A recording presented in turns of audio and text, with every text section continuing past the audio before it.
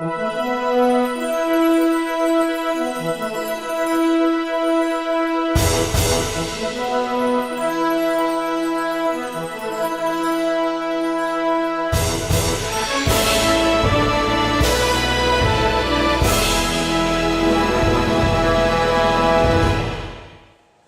howdy, folks.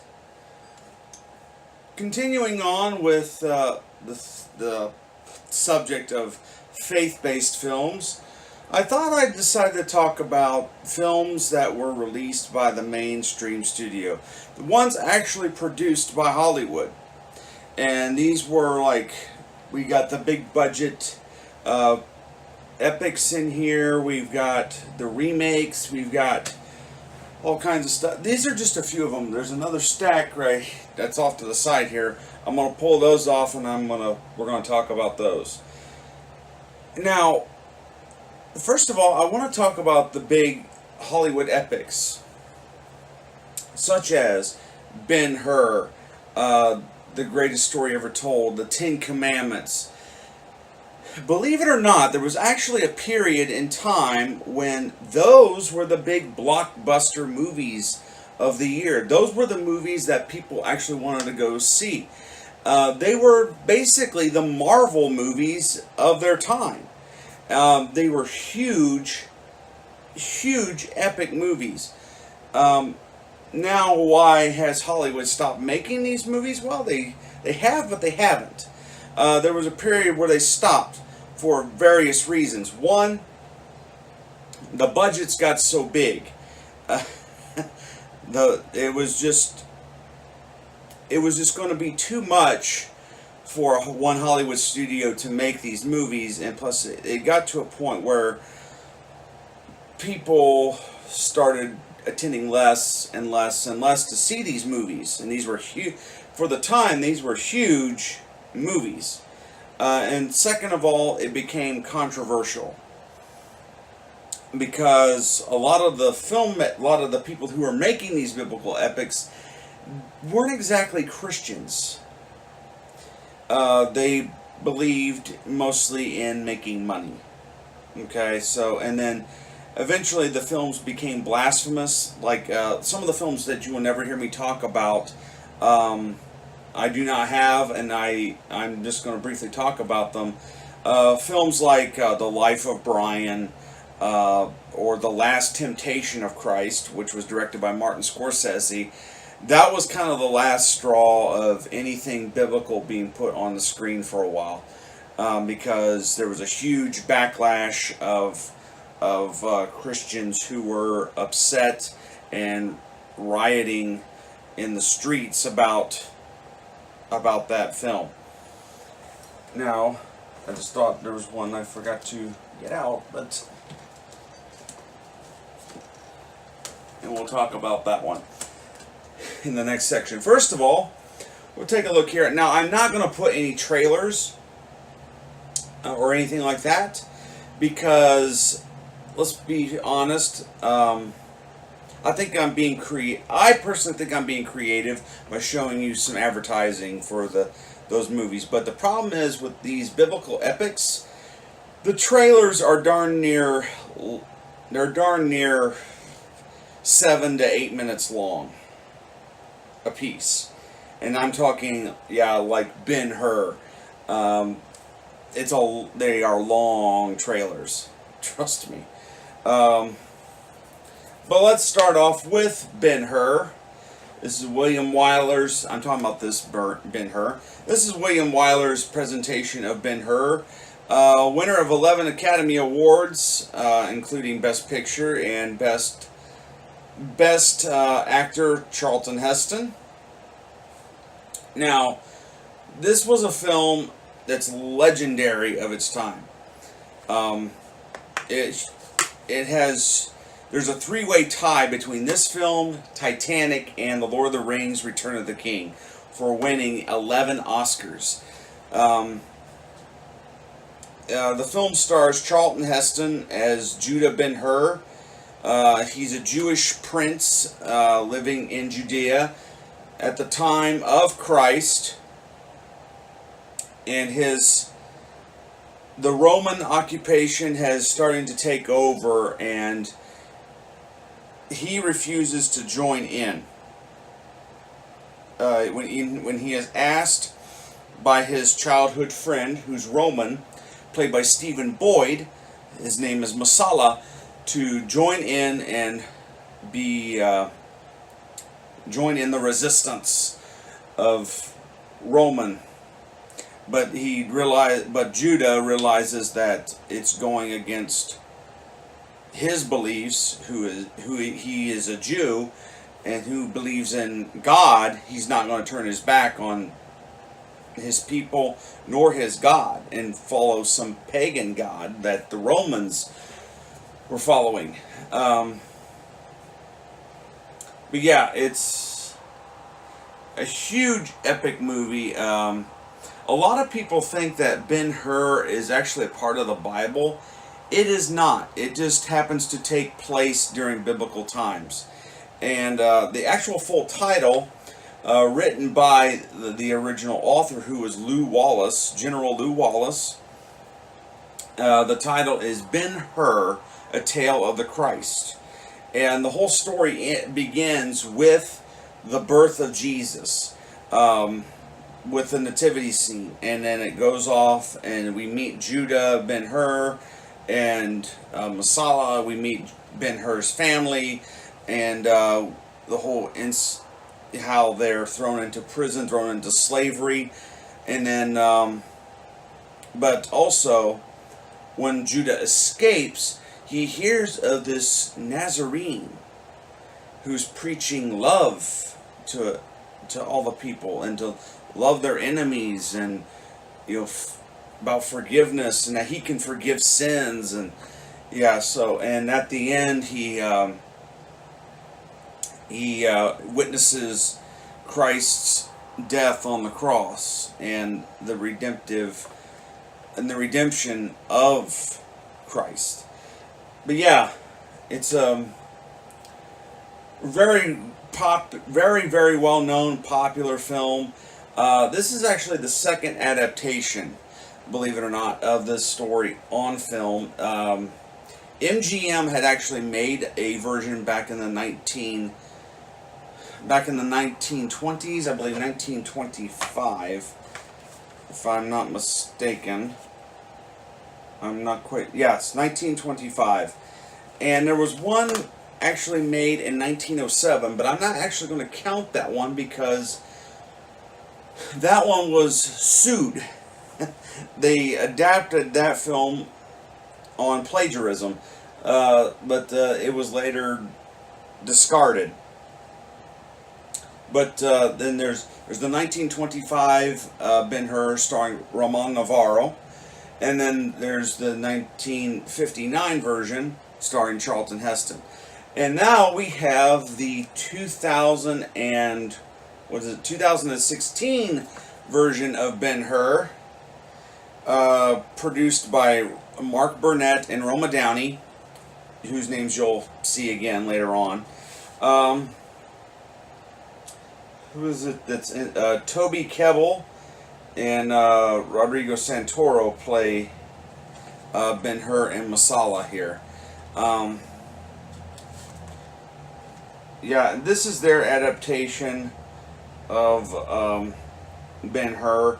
Didn't do very well at the box office, which I'm sad to say.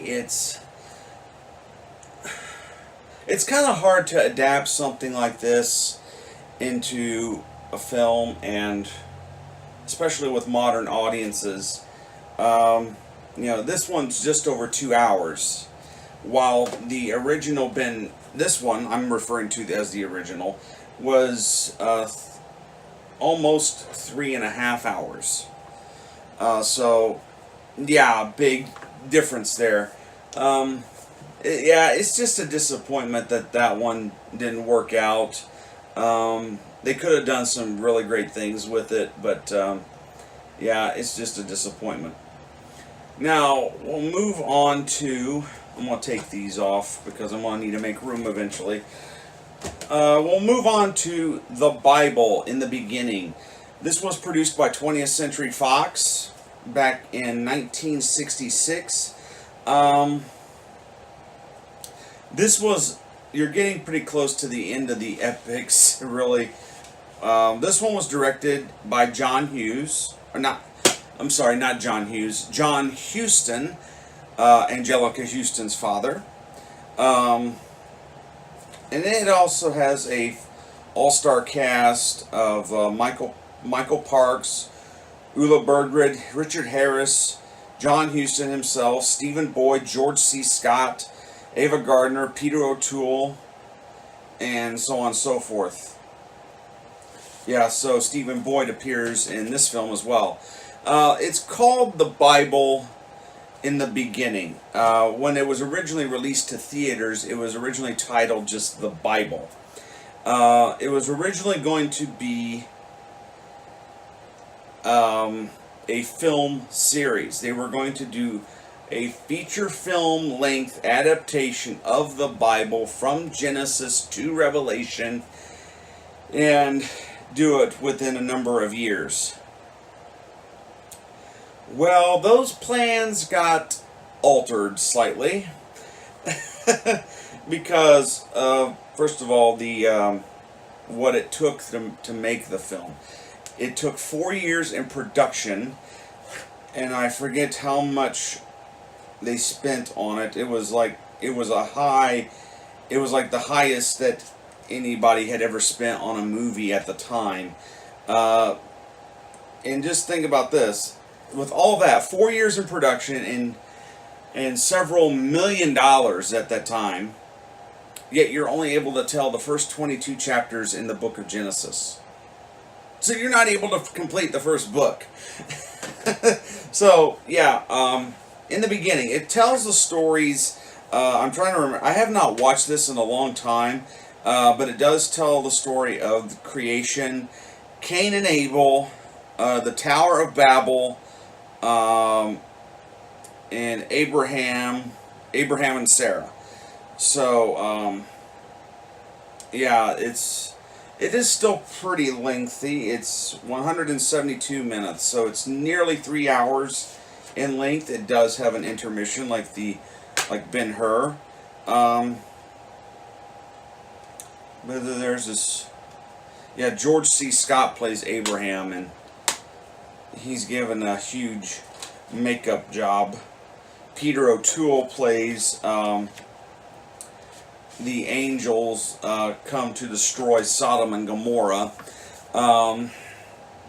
Yeah, which is another story that they've included, is Sodom and Gomorrah. But yeah, it still is an interesting film to look at. Just, let alone just the history of Genesis. You know, how did it all start? You know, and it's a unique take on, you know, how the like the story of creation and how man was thrown out of the garden, and Cain and Abel, and the Tower of Babel and Nimrod. That's, yeah, it's really interesting to see those stories being brought to life back in especially from 1966. We'll get into this one right here. This is probably one of my favorite ones. A lot of people like this one, and a lot of people don't like this one. I've seen this one didn't really struggled at the box office, and it's George Stevenson's The Greatest Story Ever Told. It's from 1965. Released by United Artists, back when United Artists was its own film company. It was one of the last things that George Stevens directed. Matter of fact, I think he dropped dead soon after the film was made. I forget what it was. This one definitely has an all-star cast into it, but a lot of it is cameos. We have, let's see, if there's a ton of them, so bear with me. We have Max von Sydow, who plays Jesus, Michael Anderson Jr., Carol Baker, Enna Balin, Pat Boone, Victor Bruno, Richard Conte, Joanna Dunham, Jose Ferrer, Van Heflin, Charlton Heston, Martin Landau, Angela Lansbury, Janet Margolin, David McCullum, Roddy McDowell, Dorothy McGuire, Sal Mineo, Nehemiah Persoff, Donald Pleasance, Sidney Poitier, Claude Rains, Gary Raymond, Telly Savalas, Joseph Schalenrout, I'm not sure who that is, to be honest with you. Paul Stewart, John Wayne, Shelley Winters, Ed Wynn, and members of the Imbal Dance Theater of Israel. And this was actually filmed in the United States. It was not filmed in the Holy Land like some of the other productions. Yeah, we have Max von Sydow playing Jesus. As a matter of fact, I think this was his first American role. It was produced at a cost of $20 million, which was an enormous amount at that time. Honored with 5 Academy Award nominations. I don't think it won any. Yeah, I kept my DVD copy in here. This film, I gotta say, it's a lot of people don't like it because how slow paced it is. It is over 3 hours in length, and it's a very slow-paced film. But I think what goes on in this film is very well done. Like, when Max von Sydow is playing Jesus, to me, I get the sense of the love and compassion that Christ would have. He's not necessarily smiling all the time.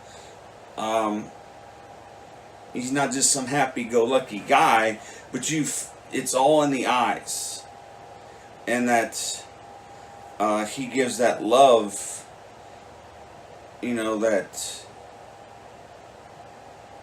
that only Christ could give. I think it just comes off as the love and compassion portion of in the film, in the story, and there's definitely crying and weeping, and that's involved, and he's really, really good at it. But yeah, the greatest story ever told. Again, it's one of my personal favorites because it also gets into a little bit of the politics with the Jewish Sanhedrin and what was going on.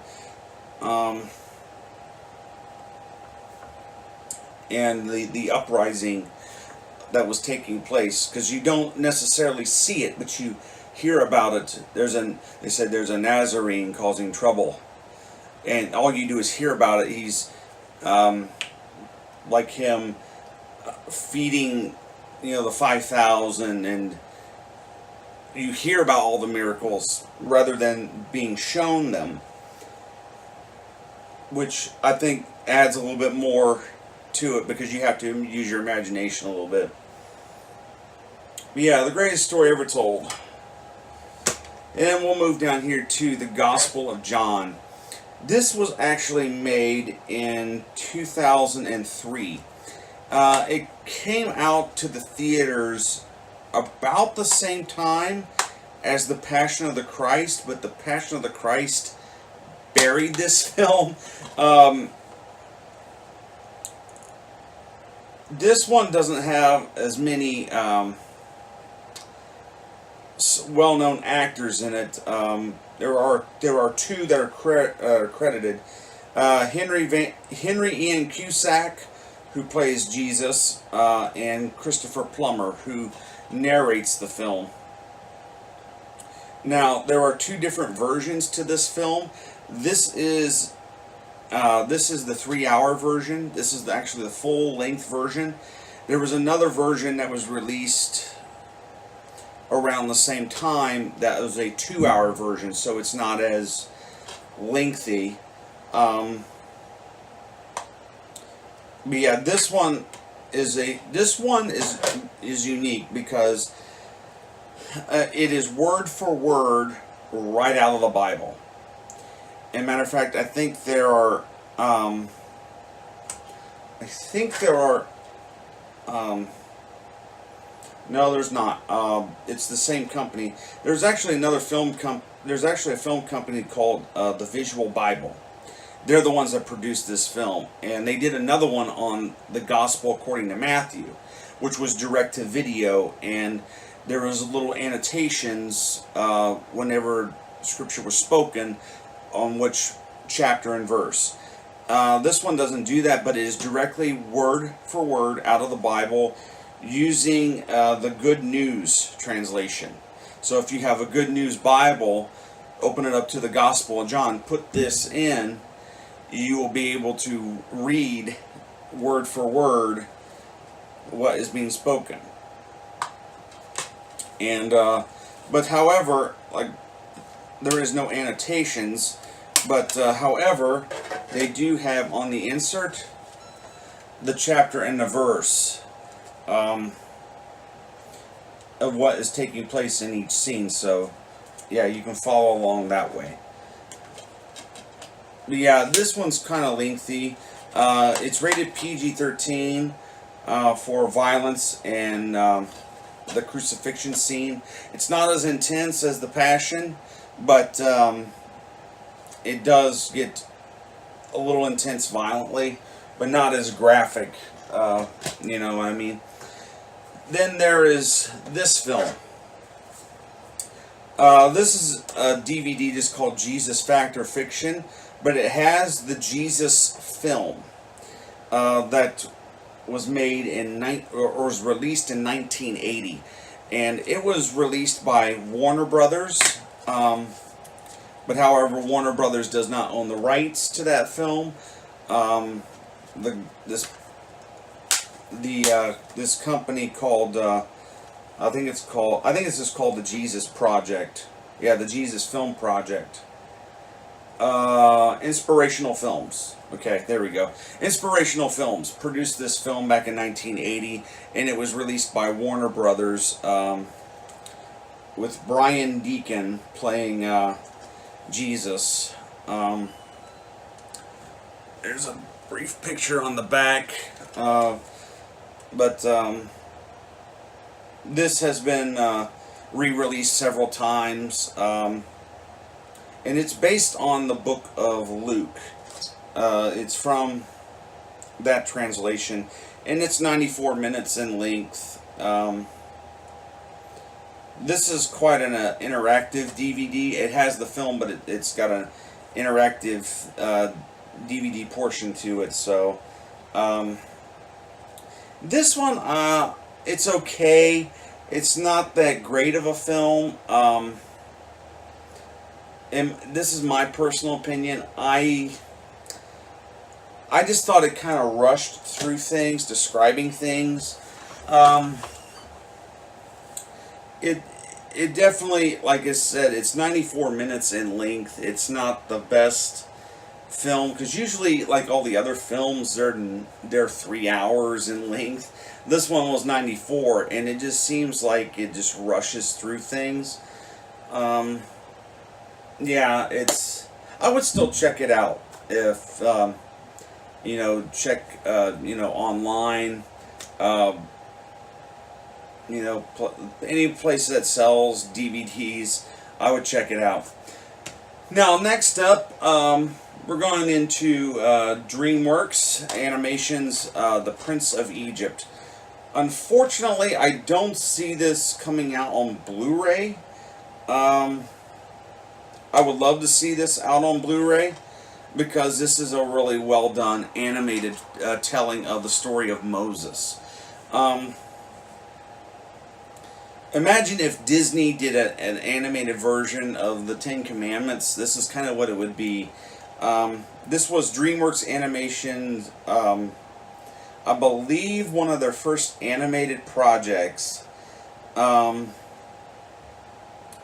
produced by Jeffrey Katzenberg, who used to be head of Walt Disney Studios, and but this was right after he took over for DreamWorks, and it's a really well done animated movie. The animation in this film is spectacular.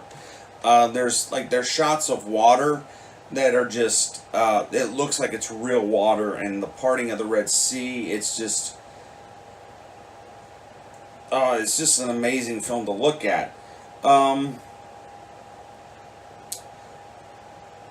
There is a criticism I have with it. I think it's the fact because it is a musical, and it just breaks out into song whenever it feels like it. But the songs do help drive the story along. And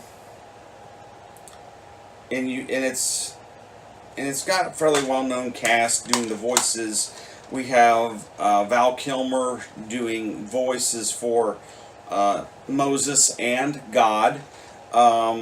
Ray Fiennes is the voice of Ramses. Patrick Stewart is the old Pharaoh. Helen Mirren is Moses' mother. Sandra Bullock is Miriam, Moses' sister. Jeff Goldblum is Aaron, Moses' brother. Danny Glover is Jethro. Michelle Pfeiffer is Sephora, Moses' wife. And there's another one. Yeah, you have Martin Short and Steve Martin as the temple priests. Yeah,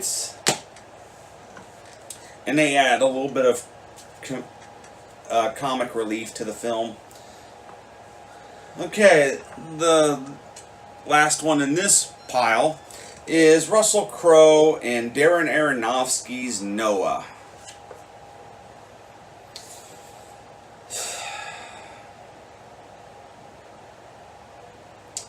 This is an example of why they stopped making biblical epics back in the 60s and 70s, because the films were getting a little silly. I shouldn't say silly. They were putting stuff into the story that was not there. And this film from 2014 went all out on that. Trust me. From the moment go, it is going away from the Bible. It becomes a fictitious story. Matter of fact, when they tested this movie for 3 different audiences, get this, 3 different audiences of different religious backgrounds. They tested it for the Judeo-Christian audience, they tested it for the Muslims, and they tested it for non-believers. And believe it or not, Noah is a part of Muslim religion as well. All 3 came back with the same result. It was terrible. Why is that? Well, there's a whole list of reasons. This film, gosh, they refer to God as the creator. They don't call him God. They don't call him Father. They call him the Creator. Okay, he is the Creator.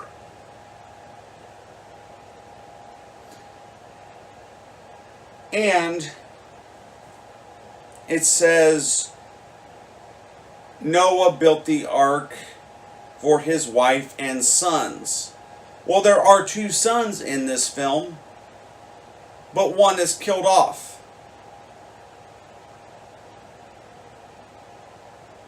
Spoiler alert, yes, one is killed off. So you just have son. And Emma Watson from the Harry Potter movies is in this playing that son's wife. And she gives birth to twins, which I don't recall ever reading about whenever reading the story of Noah.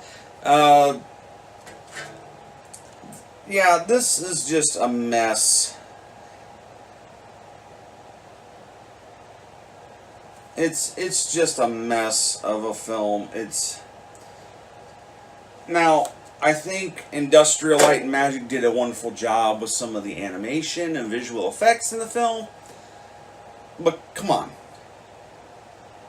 Come on. I mean, this I mean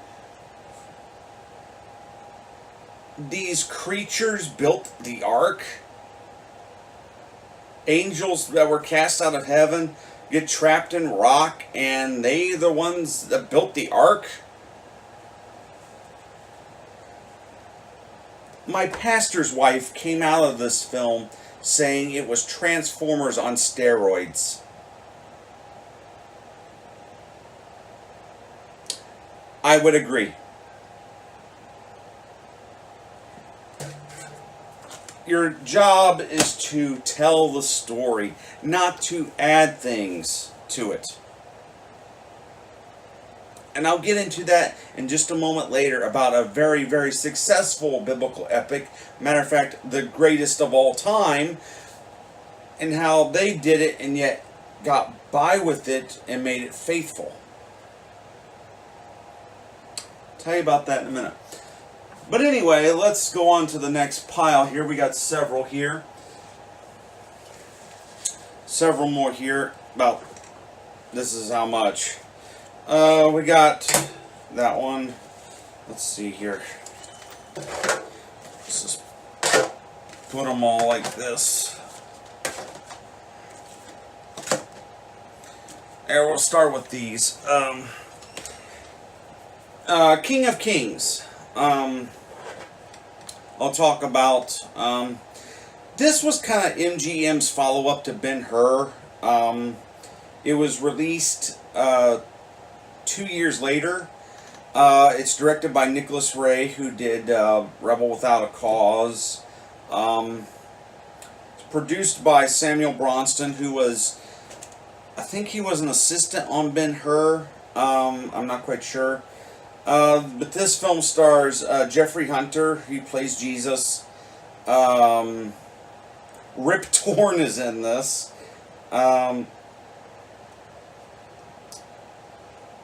Yeah, it's just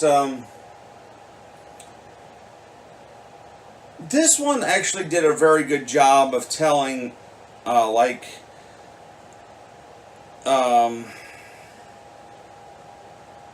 what the Romans were doing at the time and the unrest that they were creating.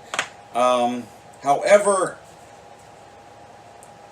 a big problem with this film is that they had to have an antagonist. So we all know the story of Christ's death.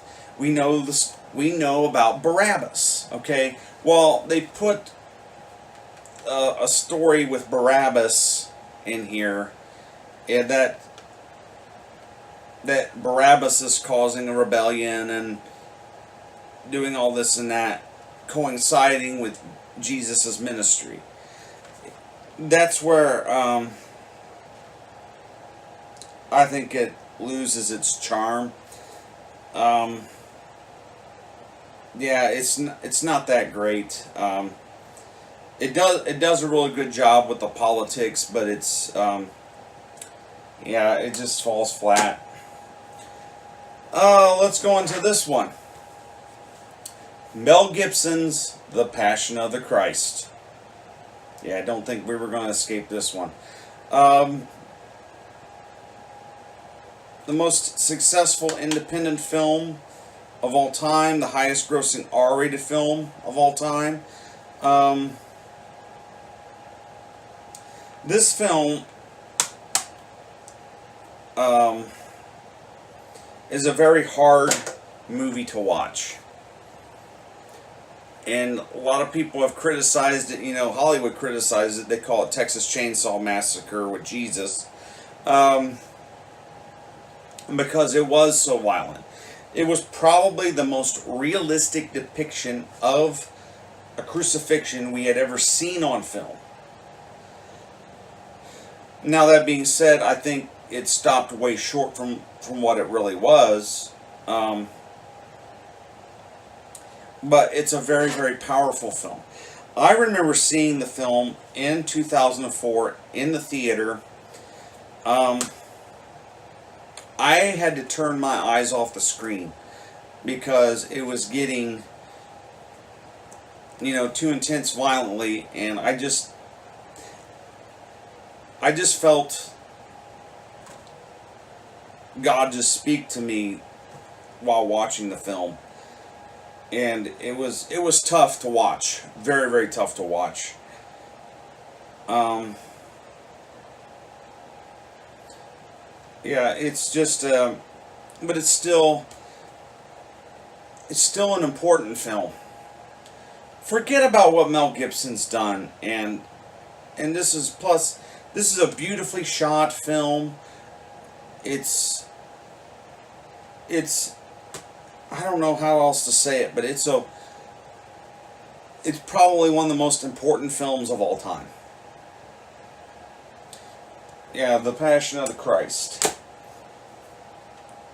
Let's see here. Let's go on to some. We got a few from Sony Pictures here we'll get into.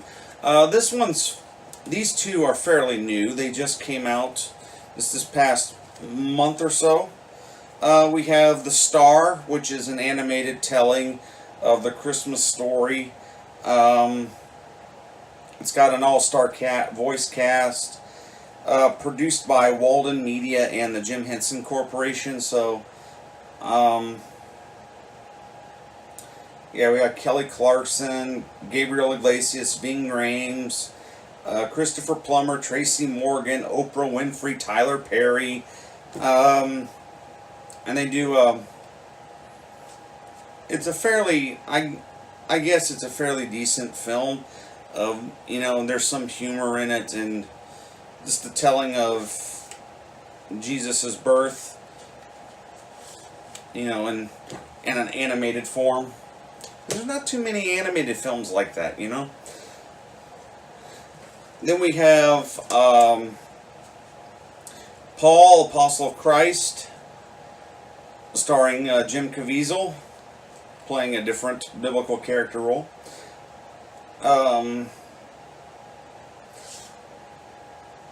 This one, basically, this takes place about, it's the story of Paul, the Apostle Paul, in his conversion to Christianity, and him being put in prison, and the start of the Christian church. And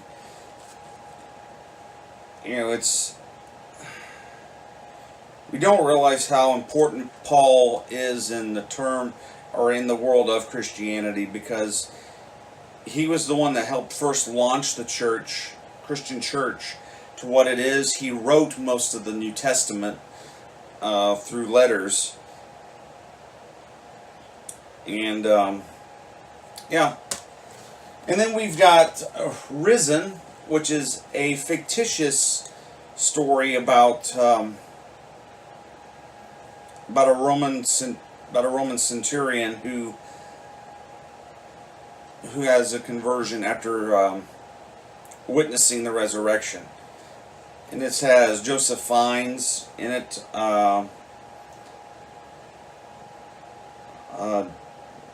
Joseph Fiennes, Tom Felton, Peter Firth, and Cliff Curtis. Directed by Kevin Reynolds. For those of you who don't know who Kevin Reynolds is, he directed Robin Hood, Prince of Thieves. Less said about that, the better. He's a friend of Kevin Costner, so Risen. And this one, we've got The Gospel Road, which is produced by Johnny Cash and his wife June. Basically, Johnny Cash narrates the entire story of Jesus through music and song. There's very little spoken dialogue in the film, but what you hear is from Johnny Cash, and songs, and there's also people, I think also Larry Gatlin and the Gatlin brothers. There's other singers on it as well telling the story. I also have the soundtrack album, and it's basically the entire audio from this movie just lifted and put on an album is what it is. And it's this one's not a very big budgeted film, you can tell, but however, this was shot in the Holy Land. They actually did film this in Israel, and in the actual places, tried to find the actual places where those events took place. So like when Christ turned the water into wine, well, they actually filmed where supposedly that happened. So that's kind of interesting to see. Now we'll get on to the final section of these films here.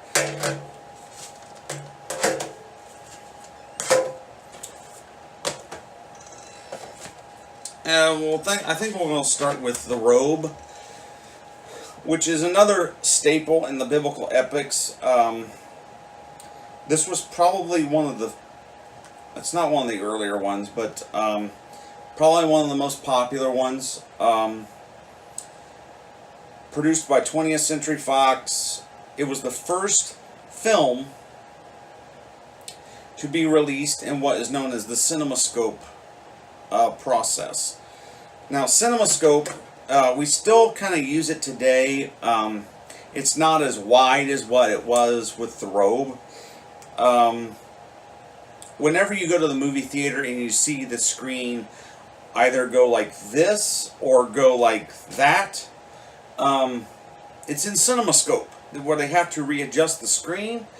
It's in CinemaScope. It means it's a wide screen movie. And this film stars Richard Burton and Victor Mature and Michael Rennie and Gene Simmons. Now, the story is about this Roman centurion by the name of Marcellus Gallio.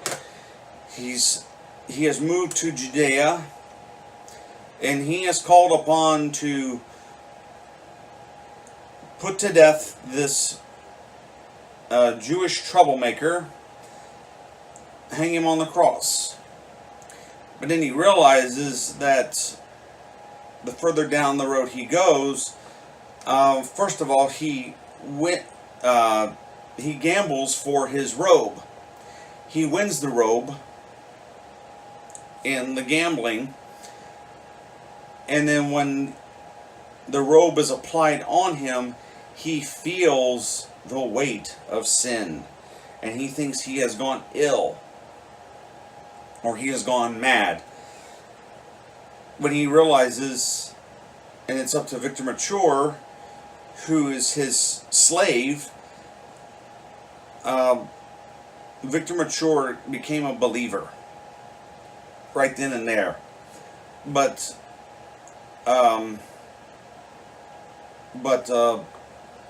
Richard Burton has not. He feels this burden on him, and he thinks he's gone mad, and he doesn't know what's wrong with him. And then he later finds Victor Mature after he escaped, and Victor Mature says, "It's not the robe that's put a spell on you." He says, "It's your own sin. It's your own shame. It's your own guilt." And he finds out by touching the robe again, he realized that nothing's happened. It's his own sin. And so Richard Burton believes that Jesus is the Messiah, and then is later put to death. And well, I just told you the whole story, but this film was a big technical breakthrough, and because it was the first film to use CinemaScope, in which at that time Hollywood was using, the film industry was using what was known as the Academy ratio. which was a ratio of 1.37 to 1. Square. You know, it was just a square screen, similar to like an old TV set. Well, this was the first one to use widescreen. You know, so it was really spectacular to see. Now we go on to probably the most famous one of all time. The Ten Commandments. Now, remember what I said about Noah, how they added stuff and changed the story? Well, this is a case in the Ten Commandments where things were added, but it was added in such a way that it wasn't being dishonest about it. Matter of fact, if you watch the DVD, not the network television versions, watch the DVD. Cecil B. DeMille, the director himself, comes out and says that they had to add things to make a complete story for film. And he says, our intention was not to create a story, but to be worthy of the divinely inspired story created nearly 3,000 years ago. And this is one of my favorite films of all time. I had a chance to see this in the theater a few years ago, and this is truly a movie made for the big screen. It's not meant for television. You know, and I have a couple VHS copies, I have a DVD copy, I have 2 Blu-ray copies of the film. However, it is made for the motion picture screen. It is huge. Just the scope and scale of what went into that film. Okay, next up we'll go on to Samson, which is the story of Samson and, you know, the world's strongest man. This one was produced by Pureflix Entertainment. It's, you know, I don't know. It took a lot to make this film. I mean, and I'm sure that they had to pinch every penny, you know, use every bit of it to get this on screen, because anytime that you tell a biblical epic story like this, it's very expensive, and they tell what happens with, you know, what happened to Samson, and you know, he was not a man without his flaws, but you know what, this guy was a walking, talking Superman. You know. And I forgot one more. Sorry. Matter of fact, speaking of Samson, we have One Night with the King. I forgot to get this one out because, and this one's just like Samson. I mean, this one was actually produced by a company called Generation Entertainment. But actually, it's through TBN Networks. I did see this one in the theater. This is a really powerful story. I wish, you talk about women of the Bible, and it took a lot of faith for Esther to do what she did. Because what she did, she risked her own life to save her people. And, she risked her own life to do that. And because going before the king without his permission, excuse me, was death.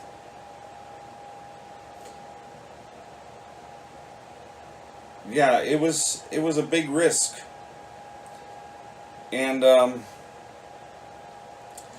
this has some well-knownable actors in it as well. Peter O'Toole, he's only in it for a few minutes, playing the prophet Samuel. Tiffany DuPont. I don't know if anything notable that she's done recently, but she plays Esther. Luke Goss, who's from Blades, the Blade series. He does a lot of horror movies and things like. He plays the king, and you have Omar Sharif in here, John Noble, Tommy Tiny Lister. Yeah, it definitely looks like, has that look, biblical epic look. However, some of the visual effects shots are a little cheesy, but anyway, they work. The only thing was the performance, I thought, was a little strange. And also it has John Rhys Davies from The Lord of the Rings and Indiana Jones series. So now we move on to Son of God, produced by Mark Burnett, Roma Downey. This was actually lifted from their Bible TV miniseries, but they added some things to this film to actually make it a film, and they took out Keith David's narration. So while this is actually, the drama is unfolding, while as opposed to the Bible miniseries that was done for the History Channel, and so that was done from more of a historic side. However, this has some things in it to make it more movie worthy, and to kind of beef up things. Matter of fact, this is PG-13. This was rated PG-13 for some violence in it, and I'll give you an example. There's a scene in Son of God and the Bible miniseries. The Son of God, there's a scene where a cart has overturned on the road. The wheel is broken, and they're trying to repair it in the middle of the road, while the Romans are trying to get through on this road as well. And they're wondering what's going on here, and they said, well, there's an overturned cart. Well, there's a shot of a little boy sitting on top of the cart, on the broken cart. Then you hear the Romans say, turn it over, get it out of the way. And then you see the Romans go over to this cart, turn it on its side. You're thinking the child is still on top, while the Bible miniseries that scene is shortened. The little boy is taken out in post-production. So you just see the Romans being jerks and overturning carts. But yeah, Son of God, it does have some wonderful things in here. Let's see. I'm trying to think of who. There's not really big stars in here. There's some really, I guess, actors from stage and screen, but they're not really big stars. Other than Roma Downey, who plays Mary, his mother. Yeah, this one is, I'm trying to think the length of this. What does it say?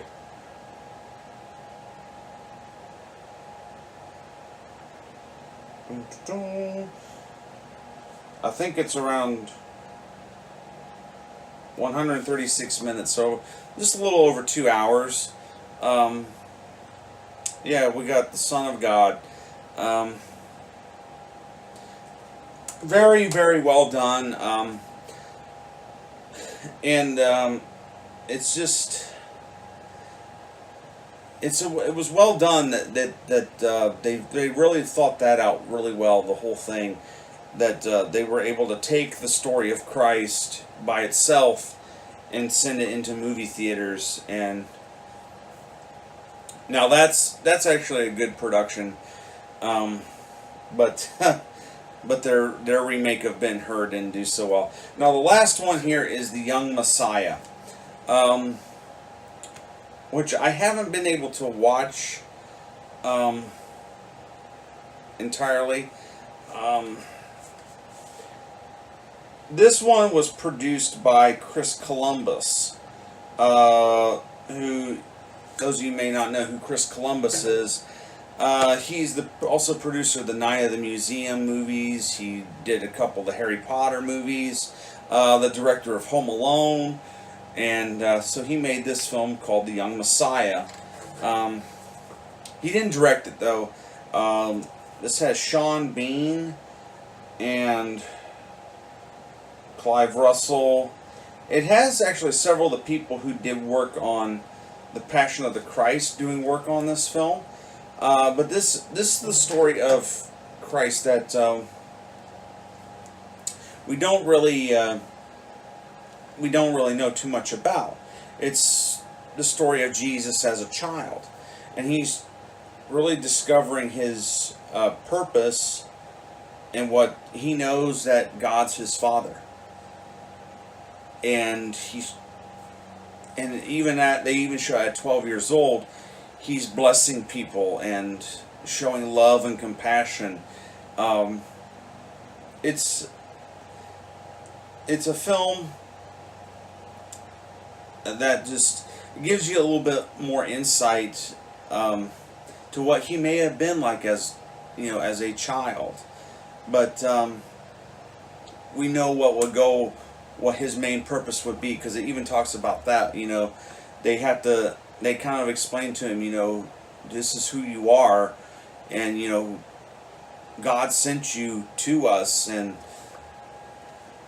here's your purpose, and so on and so forth. There was one more I forgot, but oh shoot, I just seen it. Well, it's the nativity story. That one is definitely, we show that one every Christmas at our church, and this one I think really does the politics well of that time. It has Oscar Isaac, who you may know from the Star Wars the recent Star Wars movies. Keisha Castle Hughes, who's in Game of Thrones. She plays Mother Mary. This film had a little bit of a controversy to it at the time because Keisha Castle Hughes was a teenager and actually was pregnant during the filming. It's also directed by Catherine Hardwicke, who directed the first Twilight movie, and but anyway, those are the biblical epics. I shouldn't be forgetting any more. So, and of course, in this community, 4th of July goes on all summer long, as you can hear in the background. Yeah, it's, like I said, the reason why they quit making those movies is, one, they got too expensive. 2, they started getting a little bit blasphemous with it, and plus, some of the modern day adaptations of these stories, they're getting a little universalistic. I think that's what was going on with Darren Aronofsky and Noah, because I actually looked up, and Darren Aronofsky is not a Christian. Matter of fact, he's agnostic. But he's always been fascinated by the story of Noah, but he decided to make it a universal, universalism being preached, and, save the trees and all this garbage. But From me to you, see you later.